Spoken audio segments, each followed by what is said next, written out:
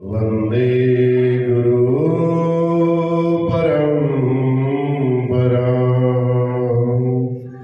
जय जय श्री राधा रमण, जय जय नवल किशोर, जय गोपी चित चोर प्रभु, जय जय माखन चोर, जय जय माखन चोर। बोलो बांके बिहारी लाल की जय, श्री भागवत भगवान की जय।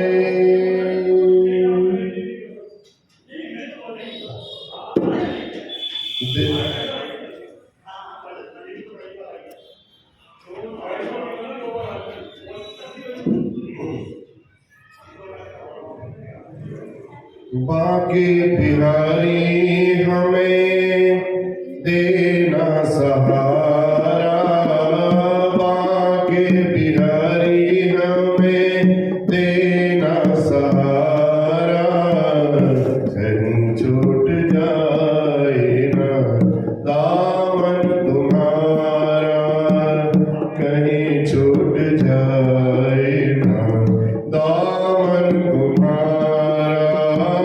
बांके बिहारी मुझे देना सहारा, कहीं छूट जाए ना दामन तुम्हारा।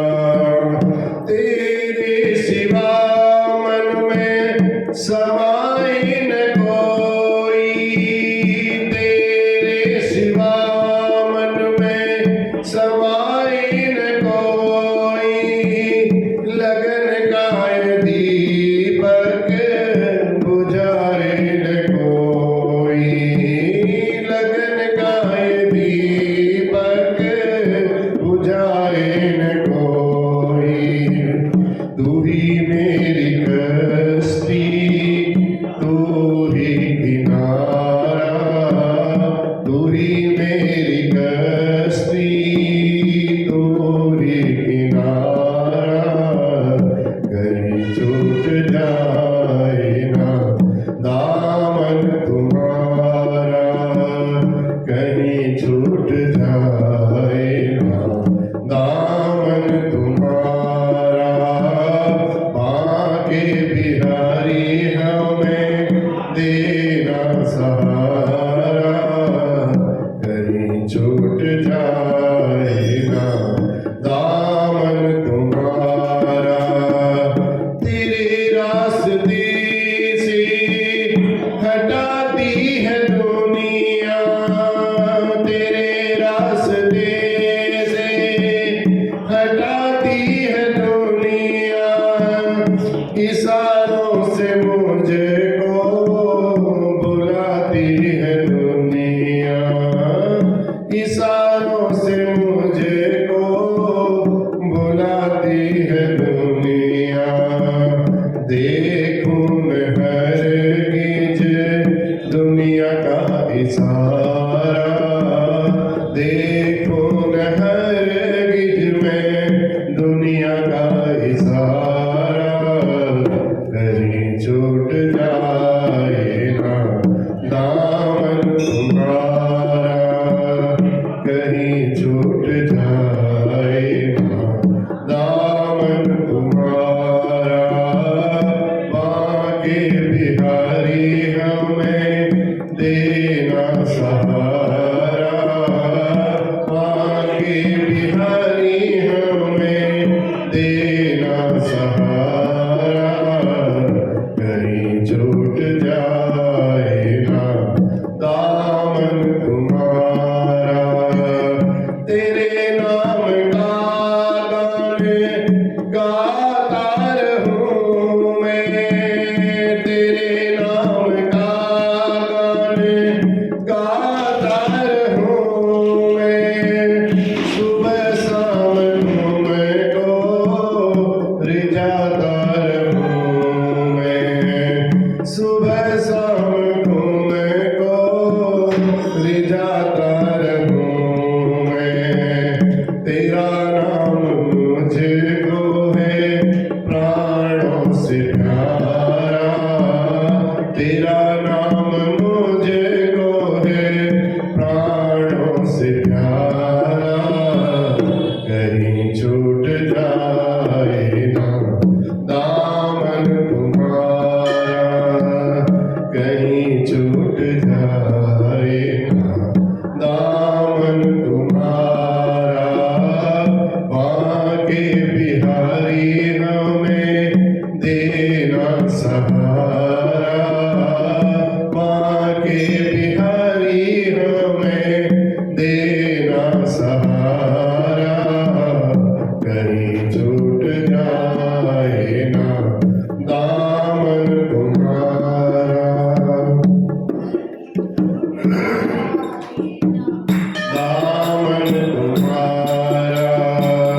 बड़ी भूल की जो मैं दुनिया में आया,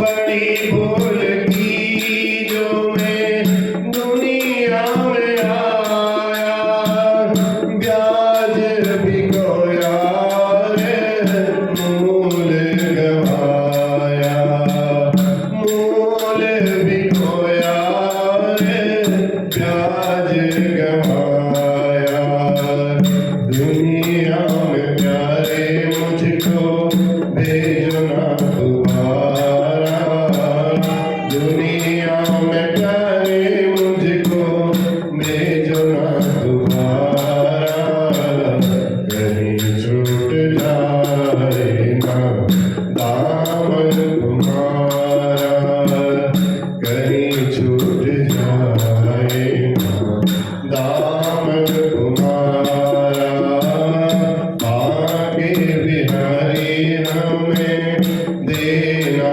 सहारा, बांके बिहारी हमें देना सहारा, कहीं छूट जाए ना दामन तुम्हारा, कहीं छूट जाए ना दामन तुम्हारा। बोल बांके बिहारी लाल की जय। सच्चिदानंद रूपाय विश्वोत्पत्त्यादि हेतवे तापत्रय विनाशाय श्रीकृष्णाय वयं नमः। यं प्रव्रजन्तमनुपेतमपेतकृत्यं द्वैपायनो विरहकातराजुहाव, पुत्रेति तन्मयतया सर्वोऽभिनेदुं स्तं सर्वभूतहृदयं मुनिमानतोऽस्मि।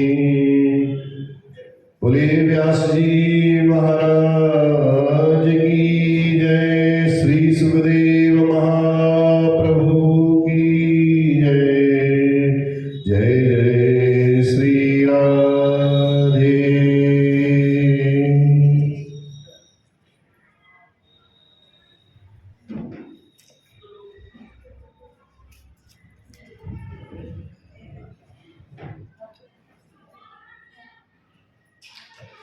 वयोदितं व्यक्तमविप्रलब्धं भर्दो समेषात् यदि वीरभार, गन्तुर्यदि स्यात् अधिगम्य मध्वा, पीवेति राशो न विदां प्रवादः, पीवेति राशो न विदां प्रवादः। कल की चर्चा में जड़ भरत और जड़ भरत का जो चरित्र था वो श्रवण कराया। कैसे तीसरे जन्म में उनका ब्राह्मण के घर में जन्म हुआ और सब कुछ जानते हुए भी जड़ मूर्ख की तरह वो बने रहे ताकि संसार के प्रपंचों में मेरे को दोबारा न फंसना पड़े।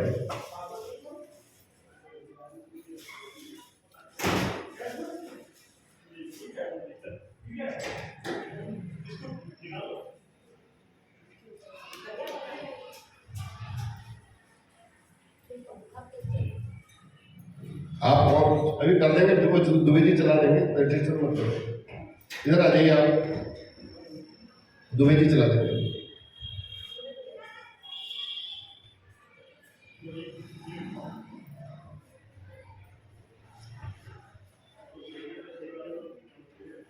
जब जंगल में गए जड़ भरत जंगल में जाकर के अपनी मस्त चाल में जब चले जा रहे थे, राजा रहुगढ़ उनको ले जा करके उनके जो पालकी में बैठा करके उनको ले जा रहे थे उनके सैनिक लोग। एक सैनिक का स्वास्थ्य खराब हो जाने के कारण तो उनके सैनिकों ने एक रास्ते में देखा कि बड़ा मोटा अच्छा खासा ताजा आदमी ये जा रहा है, चलो इसको कंधे पर लगा लेकर के राजा की पालकी को आगे बढ़ाया जाए। तो जैसा बताया, जड़ भरत बहुत ज्ञानी होते हुए भी बिल्कुल अज्ञानी बने रहते थे। जब वो जमीन पर चलते थे तो कोई चीटा भी ना उनके पांव के नीचे आ जाए, ये देख करके वो चलते थे। तो ऐसी परिस्थिति राजा के सामने में उपस्थित हो गई। एक तो वो तेज नहीं चलते थे, अपनी मस्तानी चाल में चलते थे, दूसरा कहीं चीटा आ गया तो एकदम उछल जाते थे। तो राजा रहुगढ़ ने पहले उनका खूब उपहास उड़ाया। उपहास उड़ाने के बाद दोबारा जब चलने लगे, फिर जड़ भरत ने वही पुरानी स्थिति में उनके पांव के नीचे कोई चींटी आई तो उन्होंने जोर से उछल करके उस चींटी को बचाने के चक्कर में अपना उछले और राजा की पालकी नीचे गिर गई। तब राजा रहुगढ़ को बड़ा क्रोध आया। तब जब क्रोध आया रहुगढ़ को तो उसने पूछा, हे मोढ़ार साध्वति क्रमः किमिति विषय मुह्यते यानमिति।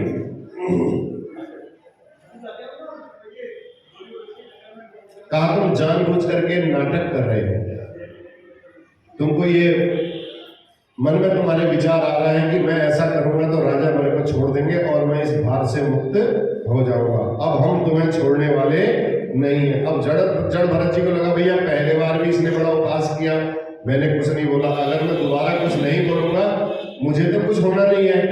लेकिन ये राजा बड़ा सत्संगी है, राजा को कहीं इसका दोष न लग जाए, इसका पाप न लग जाए, इसलिए अब मुझे अपनी वाणी खोलनी पड़ेगी।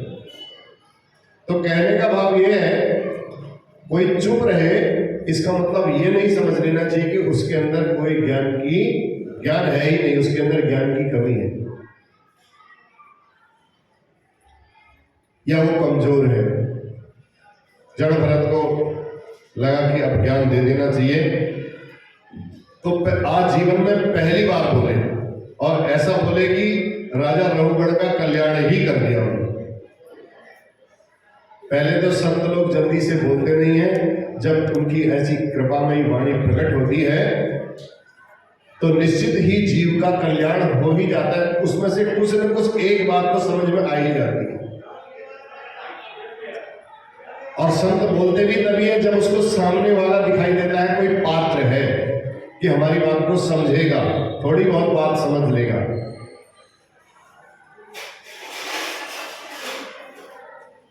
जड़ भरत ने समझा सत्संगी राजा है, श्रद्धा भी रखता है, सत्संग में भी जाता है, थोड़ा रजोगुणी होने के कारण इसके अंदर अभिमान है, तो इसका अभिमान निकल जाए और ये योग्य पात्र बन जाए, ये मेरा भाव है रघुगण को बोलने का। और अगर मैं ऐसा नहीं करूंगा तो ये मेरा अपमान बार बार करता रहेगा और करने से नरक में गिर जाएगा, बदनामी हो जाएगी। बदनामी क्या होगी? देखो, जड़ भरत ने सोचा बदनामी क्या होगी कि लोग कहेंगे बताओ इतना सत्संगी राजा, इतना श्रद्धा और विश्वास रखने वाला, ब्राह्मणों पर, ऋषियों पर, संतों पर इतना विश्वास रखता था, और आज इसकी ये गति हो गई, ये पापी हो गया, नरक में गिर गया। तो ऐसी इसकी बदनामी ना हो, इसलिए आखिर इसका भार अब मैंने कंधे पर उठाई लिया ना। पालकी तो उठाई ली थी जड़ भरत ने, तो अब जब पालकी उठाने का मतलब हो गया कि इसका भार भी उठा लिया हमने। तब उन्होंने बोला, अरे राजन, तयोदितम भक्त मविप्रलब्धम भर्दो समेशात यदवीर भारा। तुम किसको दंड देने की बात कर रहे हो? राजा ने बोला, अब तुम्हें मैं दंड दूंगा। तुम किसको दंड देने की बात कर रहे हो? मेरे को, मेरा शरीर, न तो मैं मोटा हूं न मैं पतला हूं। तुम कहते हो ना बड़ा दुबला पतला है, व्यंग कस रहे थे मेरे ऊपर, मजाक कर रहे थे।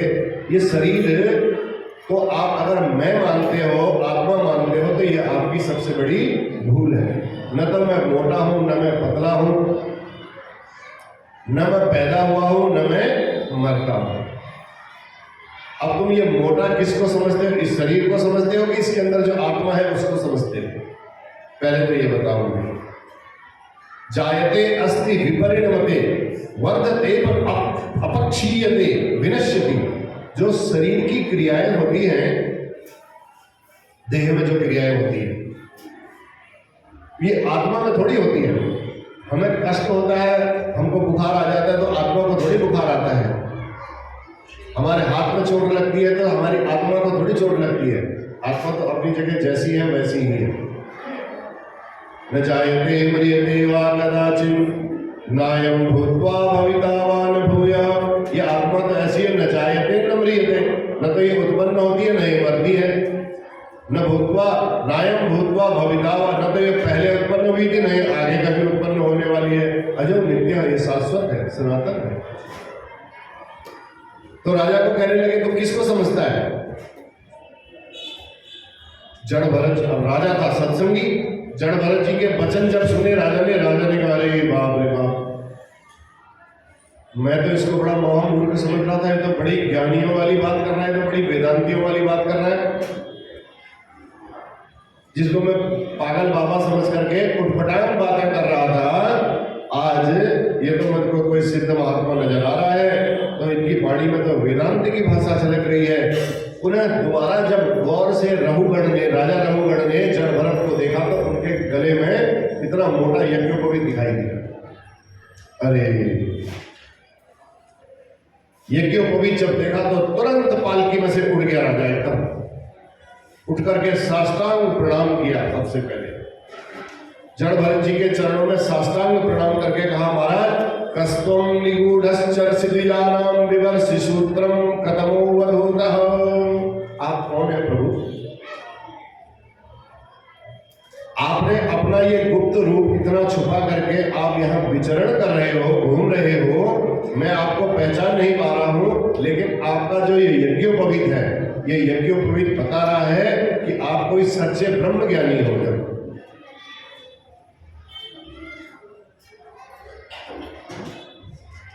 गलती हो गई महाराज, ये तो मेरे से ब्रह्म हत्या का पाप लग गया।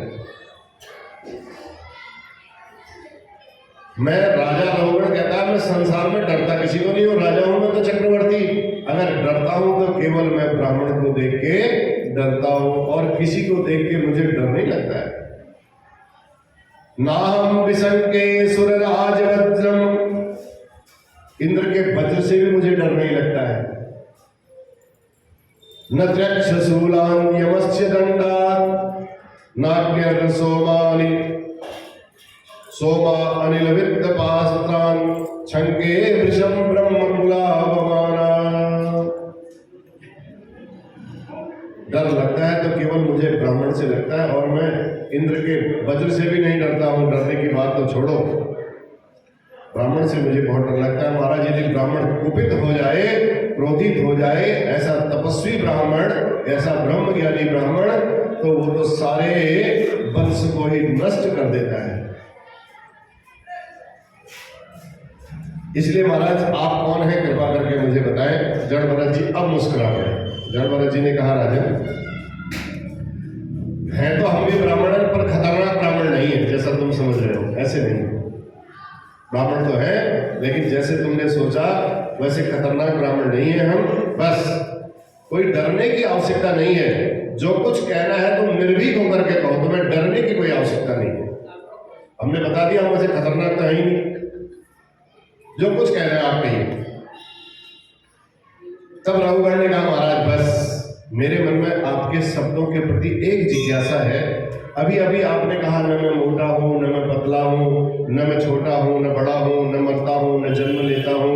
ये तो सब ठीक कहा आपने, पर आपने कहा कि मुझे सुख दुख ये द्वंद्व भी प्रभावित नहीं करते हैं, मुझे सुख और दुख से कोई लेना देना ही नहीं है। ये बात मेरी कुछ समझ में नहीं आई। उदाहरण दिया राहुगण ने कहा महाराज चूल्हा जलाया जाता है, चूल्हे के ऊपर पतीला रख दिया जाता है, तो उस बटलोई बोलते हैं उसको, पतीला बोलो जो भी बोलो, देख बोलो, तो उसमें पानी भर करके चावल डाल दिए जाते हैं और अग्नि का आप बटलोई को सबसे पहले गर्म करता है। वो जो पतीला होता है उस पतीले को सबसे पहले गर्म करता है, उसके बाद उसका ताप फिर पानी को गर्म करेगा, पानी को गर्म करने के बाद फिर वो चावल को अपना असर दिखाएगा, गर्म करेगा, और चावल फिर वो जब पक जाएगा तो भात बन जाएगा। तो आप कृपा करके ये बताइए मुझे, उसी प्रकार शरीर में जब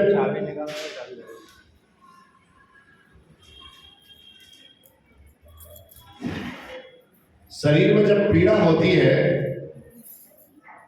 पतीले का उदाहरण दिया, ऐसे ही मेरा मन ये कहता है कि जब उसी प्रकार शरीर में भी तो पीड़ा होगी, जब शरीर में पीड़ा होगी तो ये इंद्रियों को पीड़ा होगी, इंद्रियों को जब कष्ट होगा तो ये मन को भी कष्ट होगा। आपने बोला भाई मन को तो कुछ होता ही नहीं है, ये तो सुख और दुख के द्वंद्व से बिल्कुल अलग है।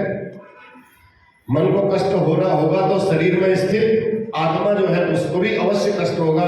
फिर आपने महाराज ऐसा कैसे कह दिया कि आत्मा को कोई सुख और दुख प्रभावित नहीं कर रहा है? ये आप कृपा करके तब जड़ भरत की समझ में बात आ गई। लौकिक दृष्टांत दिया जड़ भरत ने, लौकिक दृष्टांत देकर के जब भरत जी को बोला तो भरत जी को बड़ी हंसी आई। स्थाल्यग्नि ताप, अरे राजन, हंसते हुए जड़ भरत कहते हैं राजन हो तो तुम बड़े महामूर्ख, लेकिन विद्वानों के संग में बैठ करके तुम बातें बड़ी अच्छी कर रहे हो, बस इतना ही है। आत्म तत्व को जानते कुछ भी नहीं हो, लेकिन अकोविदा कोविदवादान, मूर्ख होकर के भी तुम विद्वानों की तरह भाषा का प्रयोग कर रहे हो। यह सत्संग का प्रभाव है। अब आपने जो दृष्टांत दिया महाराज, ये आपने सावयव दृष्टांत दिया। एक सावयव होता है, एक निरवयव होता है। कैसे? अब उन्होंने बोला जल है, अग्नि है, पतीला है, चावल है, ये सब सावयव है। ये सब बाहरी दृष्टि के जो संसार में हम देखते हैं, जिनको हम स्पर्श करते हैं, ये सब आपने उनका उदाहरण दिया, लेकिन उसकी तुलना कर दी आपने आत्मा से। आत्मा को हम न देख सकते हैं, न मार सकते हैं, न अग्नि उसको जला सकती है, न जल उसको भिगा सकता है, गीला कर सकता है, न वायु उसको सुखा सकती है। तो ये बात आपकी समझ में नहीं आई और आपने सावयव तत्व का उदाहरण निर्वयव तत्व के साथ मिला दिया। जो शून्य है, आकाश शून्य है। अब आकाश को कोई कहे मैं तलवार से काट दूंगा, तो ऐसा संभव है ही नहीं। आकाश को तलवार से कौन काट सकता है? कोई कहे आकाश को मैंने मुट्ठी में कैद कर लिया, ऐसा भी संभव नहीं है। आत्मा को कोई कहे मैंने देखा है, तो वो आत्मा को देख भी नहीं पाया आज तक। स्पर्श करने की तो दूर की बात है। तो इसलिए जैसे पानी या अग्नि या आकाश, इनका कोई कुछ बिगाड़ नहीं सकता है, ऐसे ही आत्मा है। ये आत्मा निरवयव तत्व है। इसलिए इसका कोई कुछ भी बिगाड़ नहीं सकता है। नैनम छिन्नन्ति शस्त्राणि, शस्त्र से तुम इसको काट नहीं सकते हो। नैनम दहति पावक, अग्नि भी इसको जला नहीं सकती है। नैनम दहति पावक नच्चेनम क्लेरयन्त्यापो, आप माने पानी, पानी से भी इसको भिगाया नहीं जा सकता, गीला नहीं किया जा, गलाया नहीं जा सकता। न शोषयति मारुतः, हवा से इस आत्मा को सुखाया नहीं जाता है। राजा ने फिर प्रश्न क्या कहा, महाराज ये तो इस सुख दुख का भोक्ता कौन है, फिर बताओ। अगर मन को आप कहते हो कि उस उदाहरण से मन का उदाहरण नहीं घटता है, तो ये सुख और दुख का जो भोक्ता है हमारे शरीर का, तो कौन है? प्रश्न तो बड़ा अच्छा किया राजा ने। ये सत्संग का प्रभाव होता है। और देखो राजा इतना बड़ा राजा, उसके इतने साथी उसके साथ चल रहे हैं। कोई ऐसा बैरागी संत ही हो सकता है जो उतने राजा की जनता के सामने में राजा को कह दे कि हो तो तुम बड़े महामूर्ख। पूरी पब्लिक ने तो उसके ऊपर टूट पड़ दी।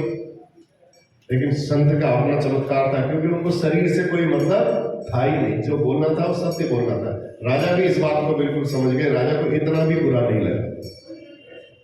तो यहां भी कहते हैं राजा कहते हैं कि भैया इस सुख दुख का भोक्ता कौन है, फिर बताओ। तब जड़ भरत जी कहते हैं भैया ये जो मन है ना, यही सुख का कारण भी है और यही दुख का कारण भी है। पहले भी इस पर चर्चा हुई है। मन एवं मनुष्याणाम कारणम बंध मोक्ष, ये मन की चाबी तो ऐसी है, ताला तो वही है ना। चाबी इधर को घुमाओ तो ताला खुल जाता है, चाबी इधर को घुमाओ तो ताला बंद हो जाता है।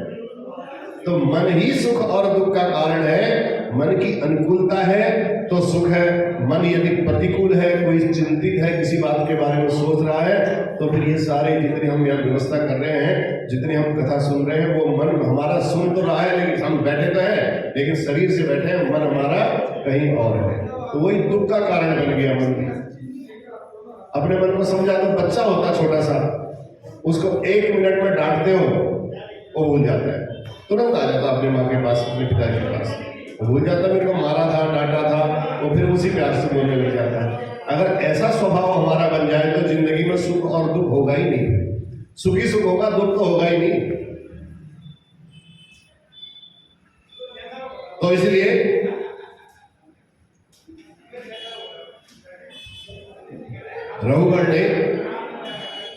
रघुगण को जड़ भरत जी ने कहा, देखो जिससे हम अतिशय प्रेम करते हैं, यदि वो रात के 12 बजे भी हमारे घर में आ जाए ना, अरे हम 1 मिनट में उठ करके उसके गर्मा गर्म रोटी भी बना देंगे, सब्जी भी बना देंगे, कोई हमारी नींद को डिस्टर्ब भी नहीं होगा। और यदि हम सोए हैं, अगर मन के प्रति अनुकूल है वो, उसको हम बढ़िया करके चिर परिचित है, हम जानते हैं, या हमारे मन को वो अच्छा लगता है, बस पहचानने से कोई संबंध नहीं है। यदि हमारे मन को वो अच्छा लगता है तो हमें उठने में इतना भी कष्ट नहीं होगा। अब यदि कोई रिश्तेदारी आ जाए, अब ससुर जी ने कह दिया रात के 12 बजे, बहू फलाने व्यक्ति आ रहे हैं, जरा उठ करके फोन आया है, जरा तैयारी कर ले। अरे पूरे दिन भर काम करते करते थक गई, सब कुछ हुआ, अब रात को कह, अब मना भी नहीं किया जा रहा है, लेकिन मन के अनुकूल नहीं हो रहा है, इसलिए वो दुख का कारण बन गया। तो इस प्रकार राजा रघुगण को जड़ भरत जी ने आत्म तत्व का उपदेश दिया। और ये भटाटवी का जरा जो ये संसार में घूम रहे हैं हम बिना मतलब के, इसका बड़ा अच्छा अद्भुत वर्णन किया। ये संसार एक बीहड़ जंगल है। इस जंगल में कोई ऐसा श्रेष्ठ मार्गदर्शक, कोई सदगुरु ही एक ऐसा हो सकता है जो इस जंगल से हमें बाहर निकाल सकता है, जिसे हर गली, अब यहाँ कहीं हमारी गाड़ी फंस जाए, अब हमें पता है J1 से J2 से J3 से कहां से मुड़ करके, कहां से बीच से निकाल करके, गलियों से निकल करके हम जा सकते हैं। अब कोई अनजान व्यक्ति आएगा तो उसको पता नहीं होगा, वो तो मेन रोड ही देखेगा, भैया यहाँ तो जाम लगा, कहां से जाएगा। जिसको पता होगा जाम लगा है तारा वाली रोड पर, वो इधर से निकल के ऐसे घूम के निकल के चले जाए। तो कहने का भाव ये है, जिसे हर वस्तु का ज्ञान हो, ऐसा सदगुरु ही इस भटाटवी से हमको बाहर निकाल सकता है। तो रघुगण का कल्याण हो गया। चरणों में गिर करके बोले, महाराज वास्तव में सचमुच आपके वचन ना अमृत तुल्य है। बड़ा आनंद आया आपके वचनों को सुन करके, ये बिल्कुल औषधि है, अमृत औषधि है आपके वचन। जड़ भरत जी बोले, राजन तपस्या तुम चाहे जितनी कर लो, जितने बड़े बड़े यज्ञ कर लो, चाहे जितना सत्संग सुन लो, जब तक महापुरुषों के चरण रज में अभिषेक नहीं करोगे तब तक कल्याण होने वाला नहीं है। अपने मन को भगवान के चरणों में जब तक नहीं लगाओगे तब तक कल्याण होने से रहा, तुम्हारा कल्याण नहीं हो सकता।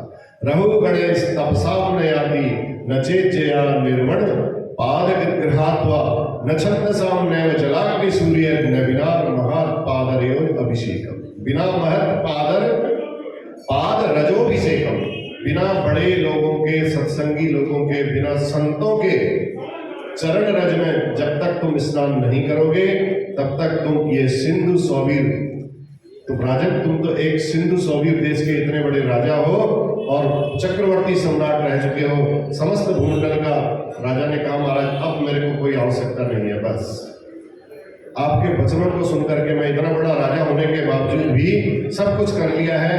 इसलिए हे राजन ये अनित्य संबंध है, जितने तुम राजा बने हो कल को तुम्हारे साथ परमानेंट तुम राजा नहीं रह सकते हो, तुम्हारा राज्य तुम्हारे साथ परमानेंट नहीं रह सकता, ये सब अनित्य के संबंध है।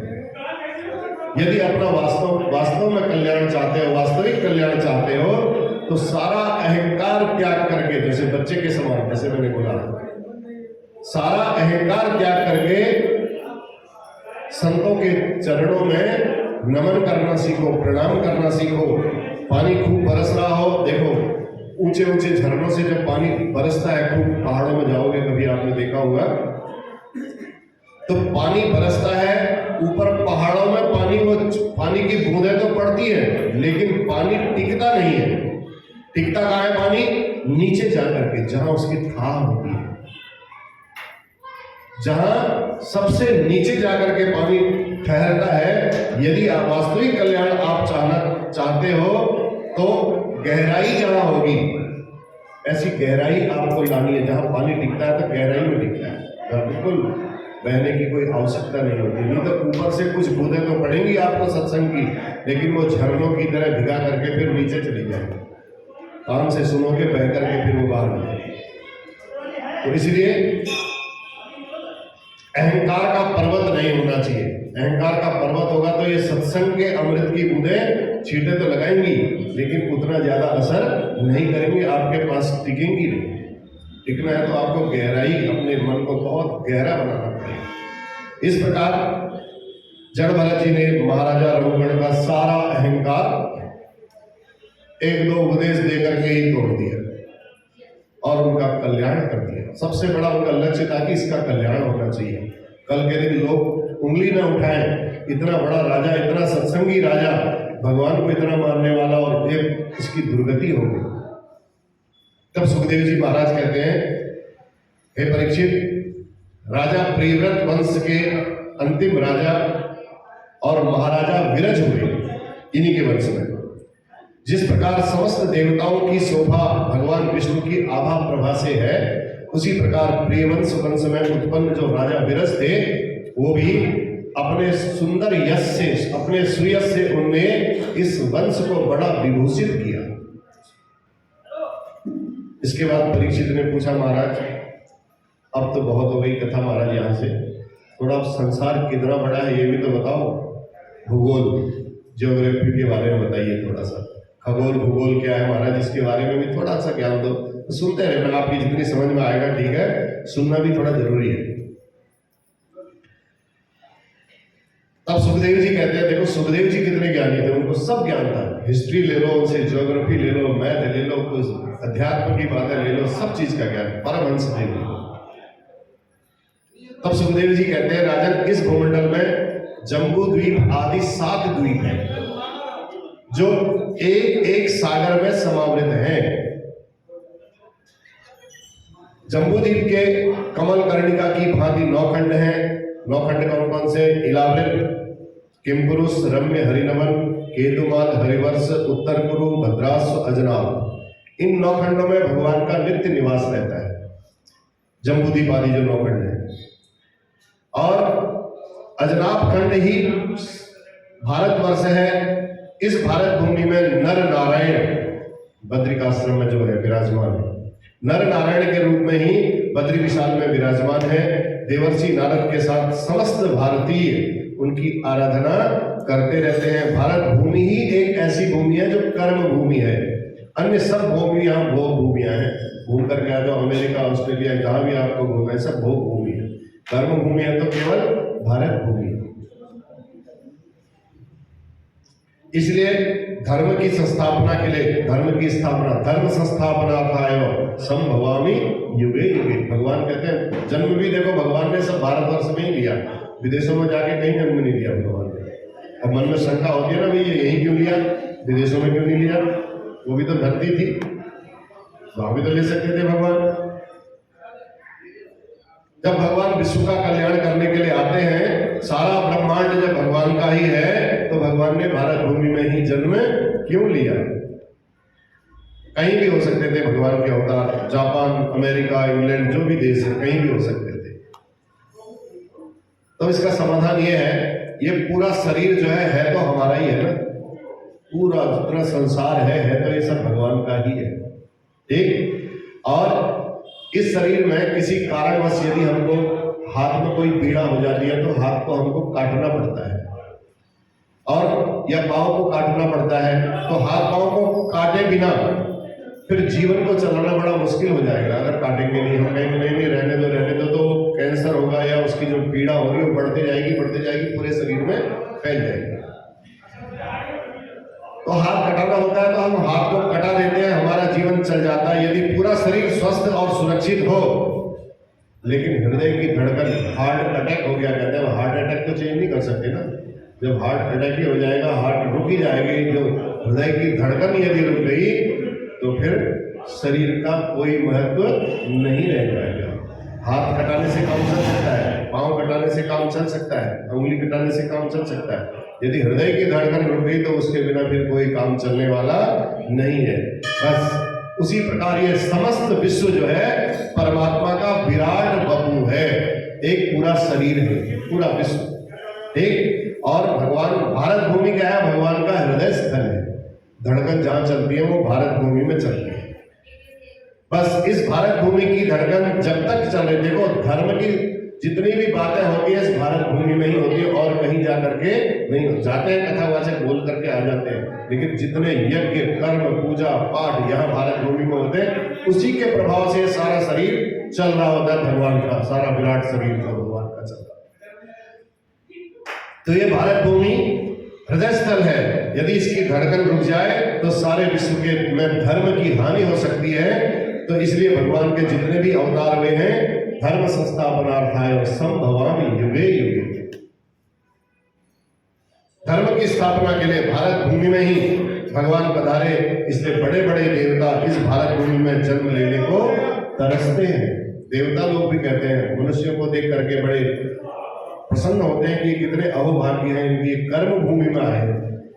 वहां तो भोग भूमि है, स्वर्ग में भी भोग ही तो भोगना है। जितने आपने पुण्य कर्म किए उन पुण्य कर्मों का भोग भोगना है। बस वहां भगवान की कथा नहीं सुन सकते हो स्वर्ग में जाकर के। थोड़ा सा आराम से बोलो बहन जी, राधे राधे, जय श्री श्याम, बहुत हो जाएगा।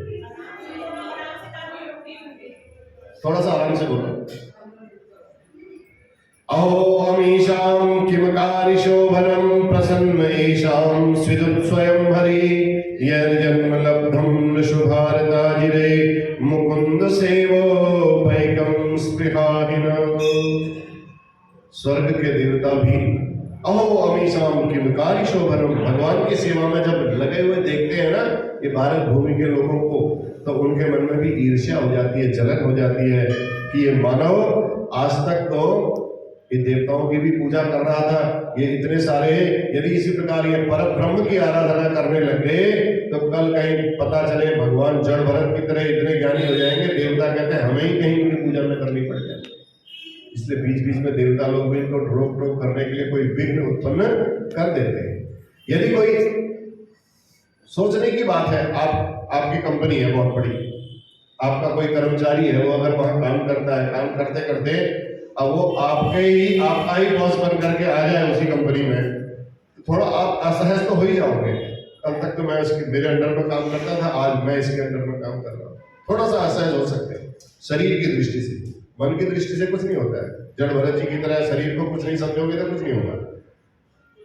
तो यही देवता लोगों के मन में भी रहता है कि भारत ऐसी कर्म भूमि है, ये ब्रह्म परमात्मा की आराधना करके कहीं ऐसे न हो जाए कि हमें इनकी आराधना करनी पड़ जाए।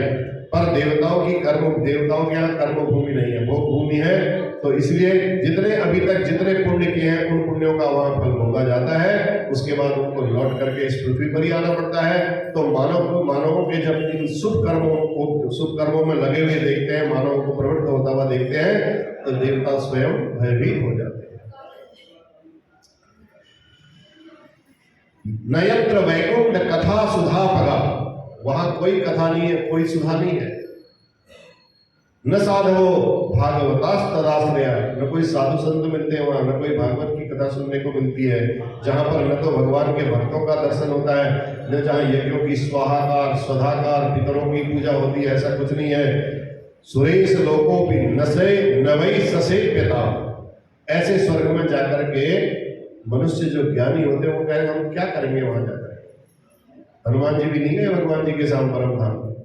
हनुमान जी से कहा, हनुमान जी चलो, कहा महाराज वहां आपकी कथा सुनने को मिलेगी। हनुमान जी ने कहा नहीं मिलेगी। वो राम जी ने कहा नहीं मिलेगी जी कथा, आपके दर्शन इधर। कहा महाराज दर्शन तो मैं मेरे हृदय में आप विराजमान, दर्शन की तो मुझे आवश्यकता नहीं, जब चाहूं तब मैं कर सकता हूं, लेकिन आपकी कथा सुनने का रसिक हूं। आपकी कथा से राम रसिक सुनिवेक और रसिया, ऐसा ही है ना कुछ हनुमान चालीसा का। तो भगवान जी की कथा आपके बड़े रसिक हैं हनुमान जी। तो कहते हैं भैया आप लोग सब अपने अपने परम धाम को जाओ, हम यही आपकी कथा इस भारत भूमि में ही आपकी कथा का श्रवण करते रहेंगे। जहां भगवान की कीर्तन होता है, भगवान की पूजा होती है, हनुमान जी महाराज सबसे पहले आकर के विराजमान हो जाते हैं। इसलिए सुरेश लोगों भी नवई से पिता, तो ऐसे स्वर्ग में जाकर के क्या करना है जब सारा आनंद इस धरातल पे है, इस पृथ्वी में है। आज जन्माष्टमी का है, आज गोवर्धन का उत्सव मना रहे हैं। यहाँ तो उत्सव ही उत्सव है, कभी नवरात्रि आ गई, कभी विवाह पंचमी आ गई, कभी कुछ आ गया। तो ऐसे नित्य आए दिन कोई ना कोई उत्सव बीच में मनते रहते हैं। ये आनंद बैकुंठ में हमें मिलने वाला नहीं है। बैकुंठ में भगवान के दर्शन केवल मिल सकते हैं, जन्मोत्सव नहीं मिलेगा वहां। कृष्ण जन्म मनाना है तो वहां कृष्ण जन्म नहीं मिलेगा, राम जन्म मनाना है तो राम जन्मोत्सव नहीं होगा। तो इसलिए बड़े बड़े रसिक संत लोग जो होते हैं, ज्ञानी लोग जो होते हैं, वो मोक्ष और अपवर्ग के सुख को तिलांजलि दे देते हैं। कहते ये नहीं चाहिए हमें, बस हमें भगवान के चरणों का ध्यान करने के लिए एक छोटी सी जगह मिल जाए बस। अब अन्य लोगों का वर्णन करते हुए सुखदेव जी बताते हैं, अतल वितल सुतल तलातल महातल रसातल और पाताल, ये 7 लोग तो नीचे हैं पृथ्वी के। और भूर्भुवः स्वः मह जनः तपः सत्य, ये है 7 लोग ऊपर। नीचे से ऊपर तक संपूर्ण ब्रह्मांड की दूरी 50 करोड़ योजन की है। परीक्षित के प्रश्न करने पर फिर आगे नरकों का वर्णन करने लगे सुखदेव जी। कहते हैं पृथ्वी से 99,000 योजन नीचे यमराज की एक संयमनी नाम की पुरी है। वो उसमें नरकों का नाम लिया। तामिश्र नाम का नरक है, अंधतामिश्र है, रौरव, महारौरव, कुंभीपाक, कालसूत्र, अभिसवयन, सुकरमुख, अंधकूप, कृमि भोजन, संदंस, तप्त सूर्मी, वज्रकंठ, सालमली, वैतरणी, पुयोर, प्राणरोध, विसर्जन, लालाभाक्ष, जो इतने प्रकार के सब ये हैं। तो 28 प्रकार के नरकों का वर्णन किया सुखदेव जी महाराज ने। तो किस पाप कर्म से किस नरक में कौन से जीव को यातना भोगनी पड़ती है, उसका भी इनके साथ एक एक नरक के 28 नरकों के साथ सबका वर्णन किया। ऐसे ऐसे पाप करोगे तो ऐसे ऐसे नरकों में पड़ोगे। जैसे उदाहरण के लिए दिया, ज्यादा नहीं बताएंगे। जो प्राणी पर संपदा का दूसरे के धन का हरण कर लेता है, पर स्त्री का हरण कर लेता है, बच्चों का हरण कर लेता है, यमदूत उसे तामिश्र नाम का एक नरक होता है, उस नरक में ले जाकर के पटक देते हैं। तो इस नरक में जो भूमि होती है वो ताम्र के समान होती है, लाल वर्ण की तपी हुई, तांबे के समान आग में तपी हुई होती है, लाल एकदम। तो उस अग्नि में संतप्त भूमि पर जब जीव जाता है तो उसे बड़ा कष्ट होता है। आग में पांव रखेगा तो पांव जलेगा। तो जो जीवों को काट काट कर उनका मांस भक्षण करते हैं वो कुंभीपाक नाम के नरक में खोलते हुए तेल की कढ़ाई में झोंक दिया जाता है। ये सुखदेव जी महाराज कह रहे हैं परीक्षित को। ठीक, जो घर में आए हुए अतिथि को क्रोध की निगाह से देखते हैं उनको वज्रतुंड नाम के नरक में जाना पड़ता है। और जो जीव की आंखों को गीध की तरह निकाल करके खा जाते हैं, ऐसे वज्रतुंड नाम के नरक में वहां जाना पड़ता है। इस प्रकार सुखदेव जी महाराज ने नरकों का वर्णन करके राजा परीक्षित को बड़ा सुंदर वर्णन सुनाया। नरक का जब इतना भयानक वर्णन किया तो परीक्षित रोमांचित हो गए, बोले महाराज बस करो हो गया, इससे ज्यादा बहुत सुना दिया, अब आप कृपा करके। सुखदेव जी हंस करके बोले क्या डरने की कोई बात नहीं है परीक्षित, नरक कोई गलत चीज थोड़ी है, कोई बात नहीं है। नरक तो भगवान ने इसलिए बनाया है कि जीवों का कल्याण नहीं हो पाएगा, नहीं तो अगर नरक तो एक धोबी घाट की तरह है। सुखदेव जी कहते हैं परीक्षित को, ये नरक एक धोबी घाट की तरह, देखो छोटा सा दाग लग जाए तो आप घर में ही थोड़ा सा साफ करके निकालने की कोशिश करते हो, साबुन लगा करके, कुछ और केमिकल लगा करके। जब दाग बहुत बड़ा हो जाता है, ज्यादा गंदा हो जाता है, फिर उसको धोबी घाट पर भेजना पड़ता है, फिर वह पटक के मारते हैं, नहीं मारते हैं, तब जाकर के वो दाग उसका छूटता है। तो ऐसी ये नरक भी है। इस हमारे से कोई अगर गलतियां हो जाती हैं तो उन गलतियों का निवारण करने के लिए, उनको शुद्ध करने के लिए, तो इस प्रकार अनेक प्रकार के पाप के दाग जब लग जाते हैं शरीर में तो प्रायश्चित के साबुन से उसकी सफाई नहीं हो पाती है। तो फिर भगवान इन नरकों में, धोबी घाट के जो ये नरक बनाए, धोबी घाट रूपी जो नरक है, इन नरकों में उस कपड़े को ले जाते हैं, इस शरीर रूपी कपड़े को, और वहां बस अगर उनसे बचना चाहते हो तो बढ़िया बढ़िया साबुन लेकर के अपने हाथ से ही आप रगड़ करके साफ करते रहो, अपने आप ये भक्ति करते रहो, भगवान का पूजन करते रहो, यज्ञ करते रहो, दान करते रहो। तो परीक्षित ने कहा महाराज वह सफाई हो जाए तो ये अच्छी बात है, परंतु ये तो सफाई बहुत विचित्र तरीका बताया आपने। यदि साबुन ढूंढा जाए तो कौन सा साबुन होना चाहिए? साबुनों की भी तो क्वालिटी बड़ी बड़ी अलग है। अब बताइए, रिन से करें, फैना साबुन लें, कौन सा साबुन लें, है ना? ये भी बड़ी समस्या है। साबुन लिया जाए तो साबुन कौन सा लिया जाए?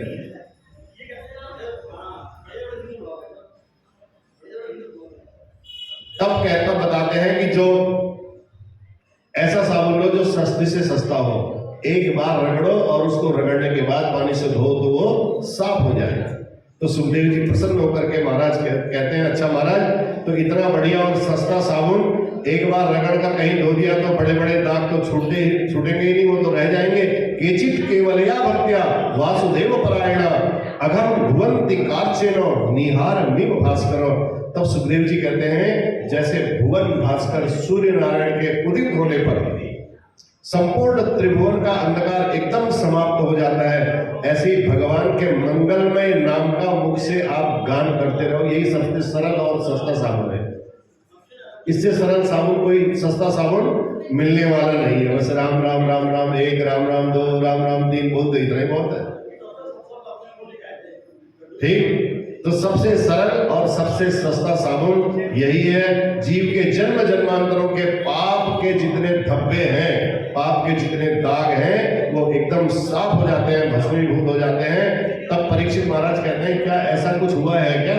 आपने बोल तो दिया, राम राम खाली कहने से किसी का उद्धार हो गया, उसके पाप धुल गए। तब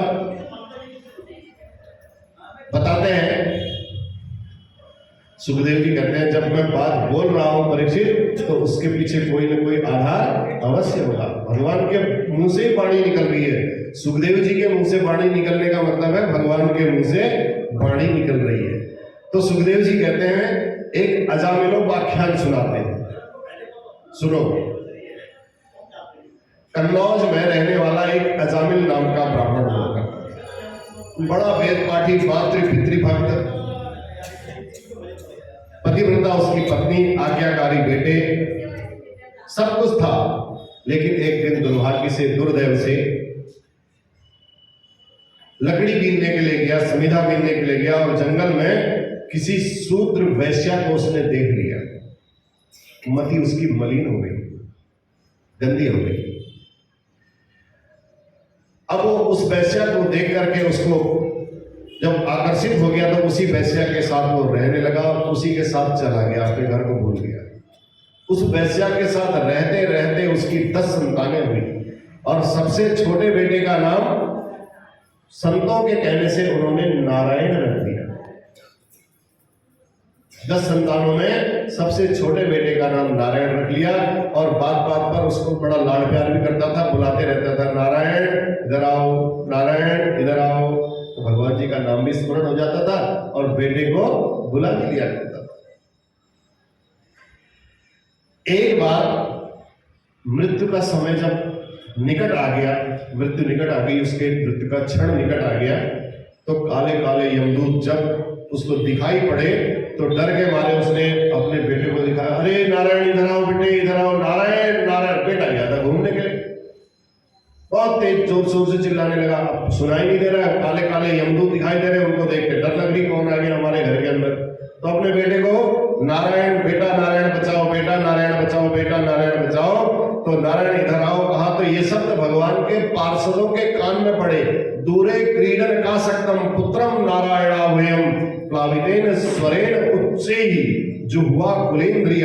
बहुत जोर से उसने भगवान का नाम पुकारा, अपने बेटे का नाम पुकारा, भगवान का नहीं पुकारा, अपने बेटे का नाम बहुत जोर से। तो पूरे बल के साथ जब पुकारा नारायण बचाओ नारायण बचाओ, तो तत्पश्चात तुरंत भगवान के पार्षद वहां प्रकट हो गए।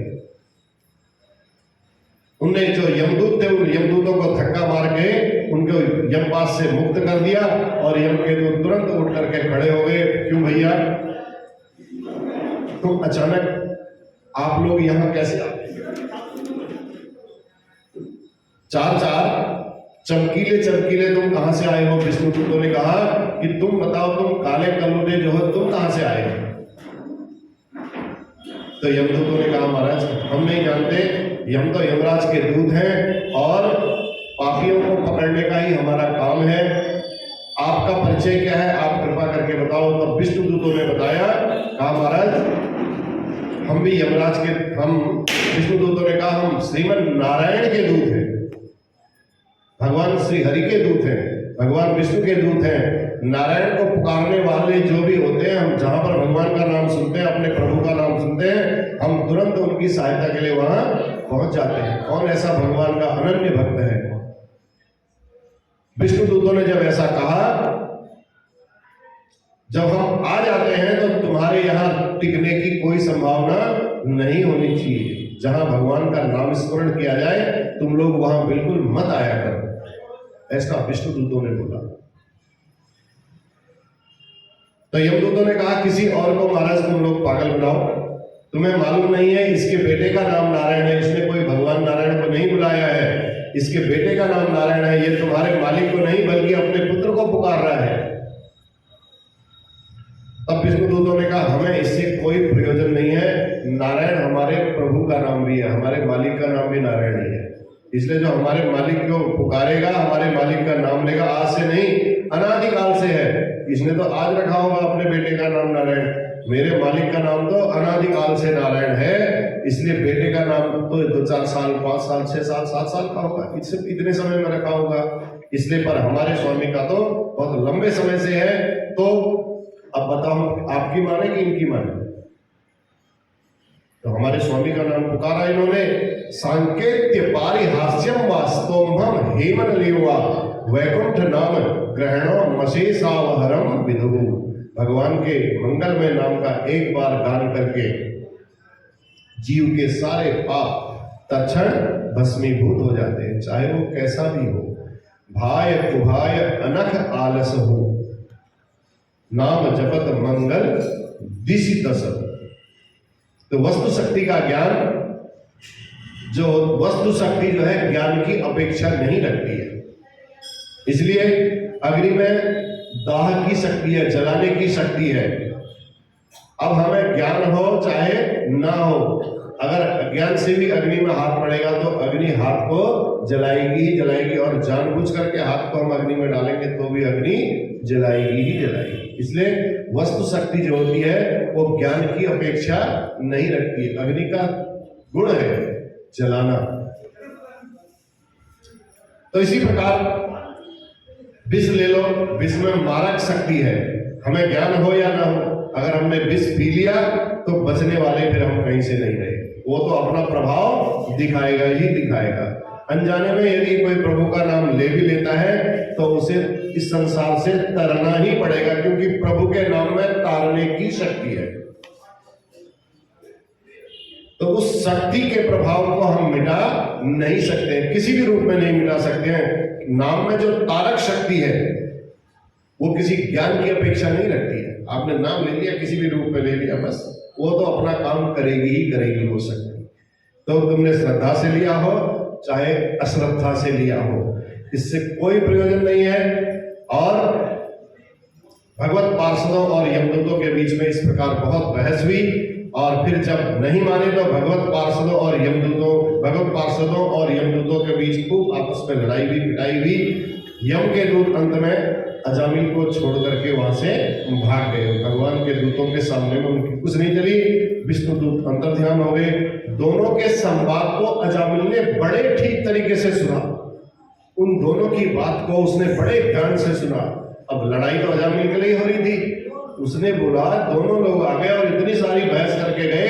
तो कई लोगों को पूर्व जन्म का स्मरण रहता है, कई लोग ऊपर जाकर के वापस भी आ जाते हैं, वो भी देख के आ जाते हैं ऊपर 2 मिनट में ऐसा ऐसा हुआ था। फिर वहां तो पता चला कि अभी हमारा समय पूरा नहीं हुआ, हमारे नाम का कोई दूसरा व्यक्ति था, उसको बुलाया था, गलती से यमदूत हमें उठा लाए। तो ऐसे ही अजामिल तो साक्षात देख रहा था, वहां पर यमदूतों को भी देख रहा था और देवदूतों को भी देख रहा था। तो अजामिल ने ठीक से सुना, आंखों से दोनों को देखा, इसलिए उसको देखने के बाद तुरंत वैराग्य हो गया। अब समझ गया कि वास्तव में इस संसार में कुछ नहीं है।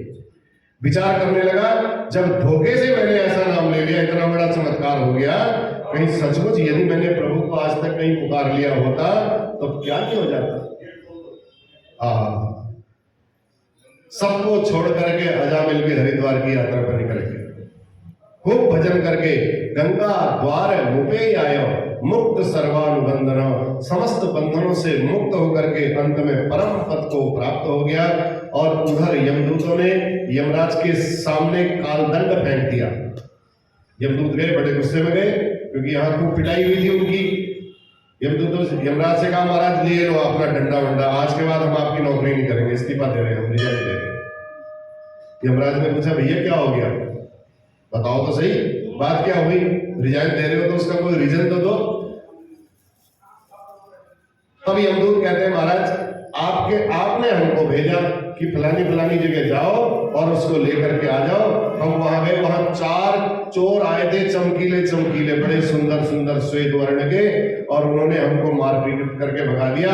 कारण सिर्फ इतना ही था कि वो अपने बेटे नारायण का नाम पुकार रहा था, और वो कह रहे थे कि ये नाम इसके बेटे का नहीं है, बल्कि अनादिकाल से हमारे स्वामी का है, जो हमारा मालिक है उसका नाम है नारायण।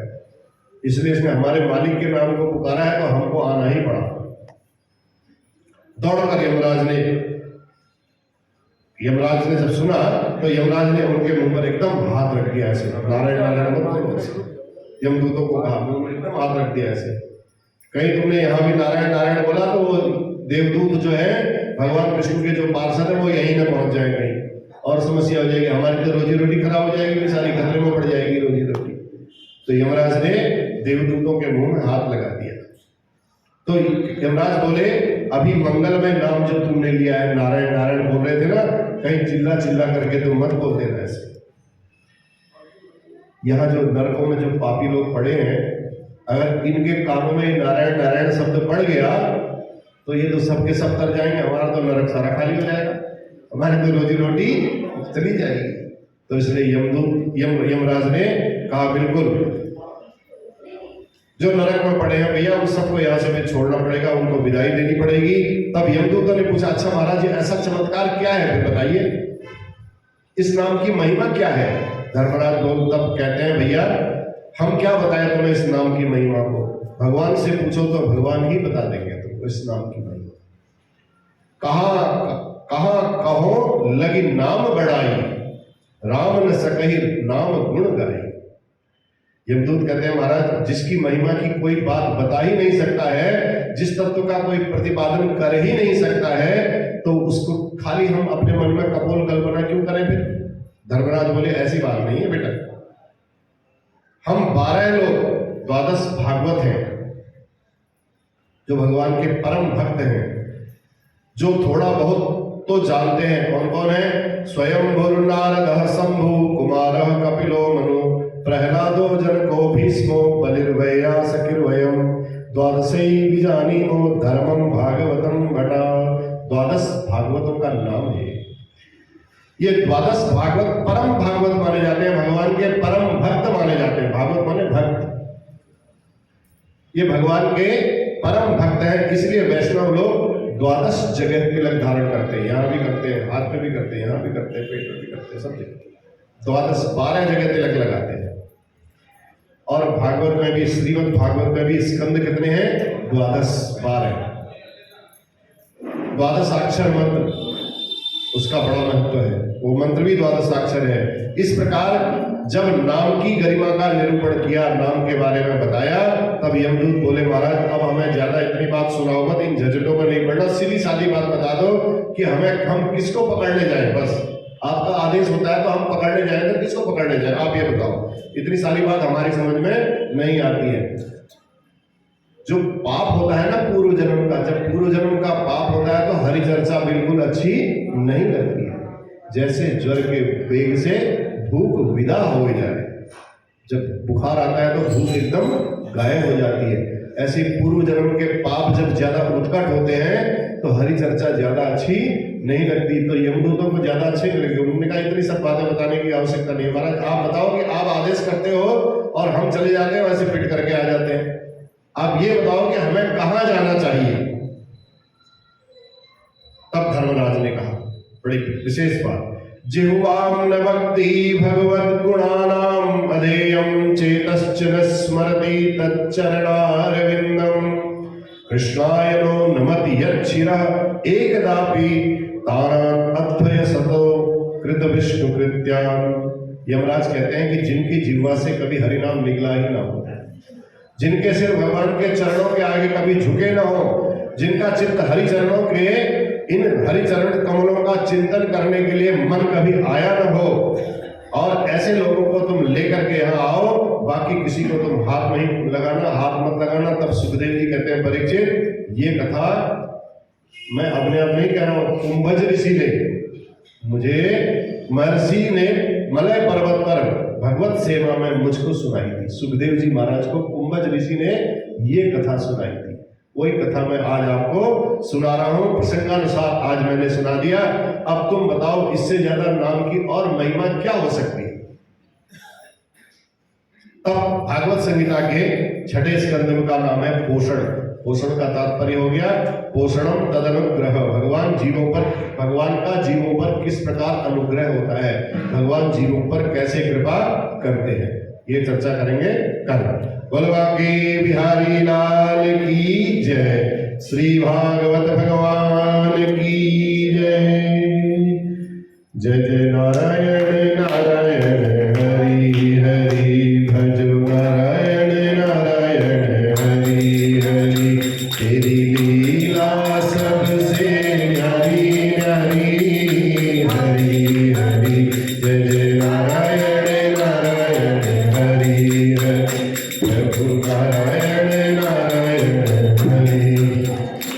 तू तो डूबा हुआ तर जाएगा, तू तो डूबा हुआ तर जाएगा, वंदे राम राम राम राम गाएगा, वंदे राम राम राम राम गाएगा।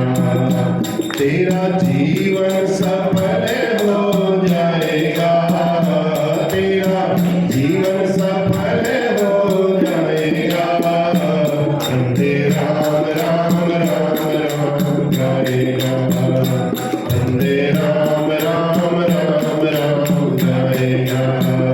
वंदे मत कर किसी की बुराई, कौन देगा तेरी गवाही। प्रभु पूछेगा तो क्या बताएगा, प्रभु पूछेगा तो क्या बताएगा,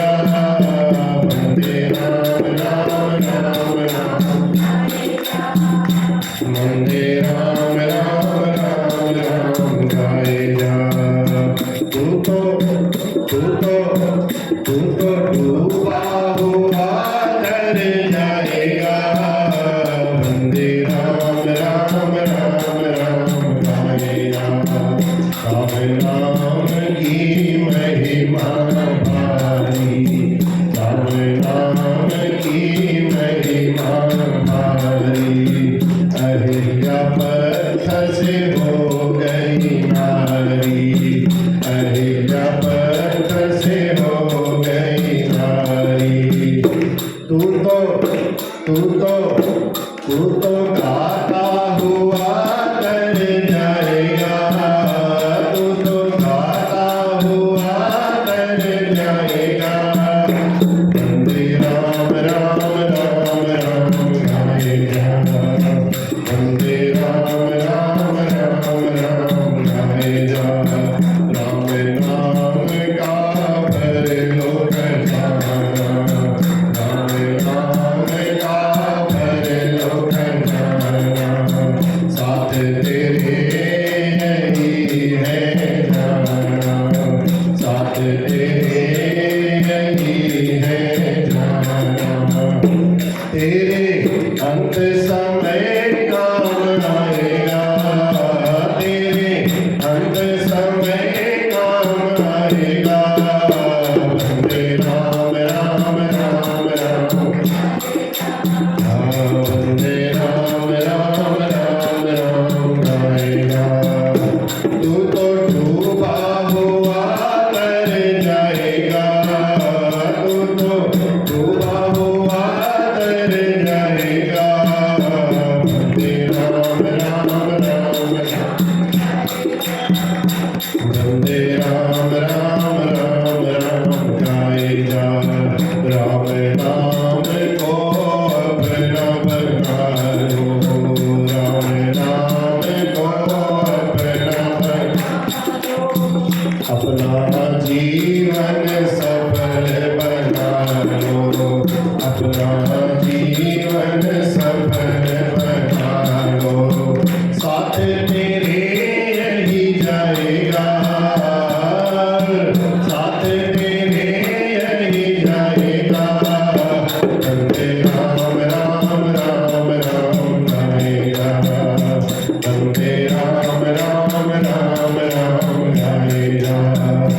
तू तो डूबा हुआ तर जाएगा, तू तो डूबा हुआ तर जाएगा। वंदे राम राम राम राम गाएगा, वंदे राम राम राम राम गाएगा, वंदे राम राम राम राम गाएगा। बोलो बाके बिहारी लाल की जय, श्री भागवत भगवान की जय।